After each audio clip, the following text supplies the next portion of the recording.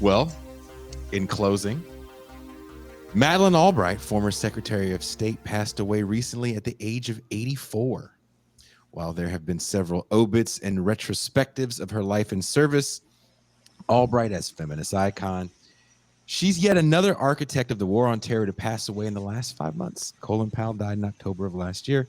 The passing of Albright got me thinking about how we'll view her time in political power in this hyper-political moment that we're still currently in. Post-World War II, the U.S. started to double down on amorphous wars: poverty, drugs, and terror. These wars seem to be endless. There is no end goal, just a comic book narrative of good versus evil that is easy to spin and even easier for the masses to consume. When we think about things like residential schools, Japanese internment, these are things that have left a scar of shame on the American body politic that have led leaders to seek recompense for the crimes. What will be the compensation for what the war on terror has done to our loss of civil liberties? What will be the compensation for what the war on terror has done to our loss of the mass incarceration of Muslims during the early years of the war on terror?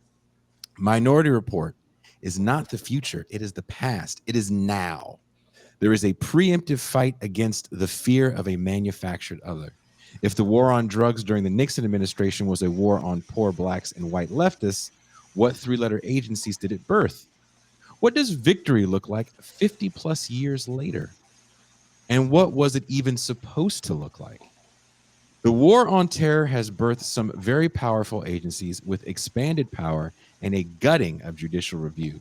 Immigration lawyers look at policies like special registration as a new Japanese internment. I asked a good friend who spent 15 years in immigration law about this moment in time, and this is what she replied with. This is part of her reply. I will be posting the entire 5-page reply in Patreon. Post 9/11, one of the most significant changes to immigration laws was a massive expansion of executive power that gutted judicial review and permanently altered significant portions of the legal landscape of this country. Mere weeks after 9/11, the Bush administration authorized spying on Americans, a new, completely confidential and unregulated military tribunal system, and systematic organized detentions of Muslim men. Of course, the policies enacted did not explicitly say that they were targeting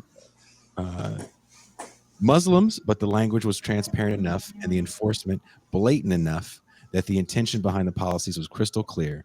Conveniently labeled special registration, the policy of quite literally rounding up Muslim men in the aftermath of 9/11 attacks was pitched to the American public as an innocuous but necessary safeguard against future terrorist insurgencies on American soil, thereby once again conflating national security with immigration policy. Historically, immigration laws and programs have served as tools to oversee, eliminate, or curtail the activities of people who may pose a threat to national security, which begs the question, have we forgotten the tenets of inclusion upon which this country was allegedly built? Federally mandated programs like the Alien Absconder Initiative 1, as well as the voluntary interviews of non-citizen men, were enacted, resulting in the interrogation and, more often than not, apprehension of immigrants from predominantly Muslim countries. Remember, the Committee on Military Affairs did not call H.R. 6758 the Japanese internment bill, and it was touted as an evacuation of Japanese Americans initially. These voluntary interviews were labeled special registration by Immigration and Customs Enforcement, also known as ICE, and fairly transparently sought to round up non-citizens who were in both valid and invalid immigration status to determine, based on spurious and shockingly vague standards, if those people had any ties to terrorist organizations. Again, if you want to read the entire 5-page response to one question I had about the war on terror, I will be posting that shortly in Patreon.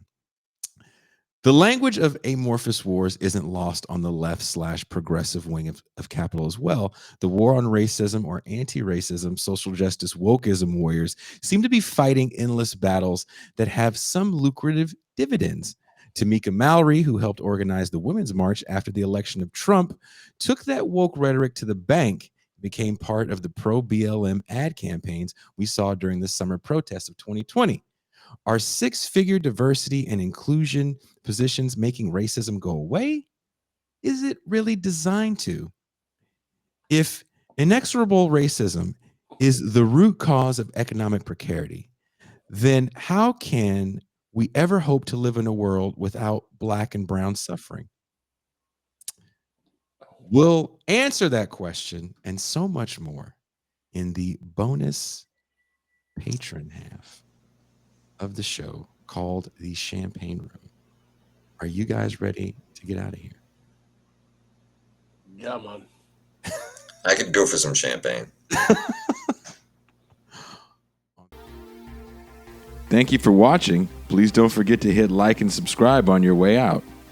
You can catch the live stream of This Is Revolution every Tuesday through Thursday at 6 p.m. Pacific Time and Saturday, 9 a.m. Pacific Time. This is Revolution.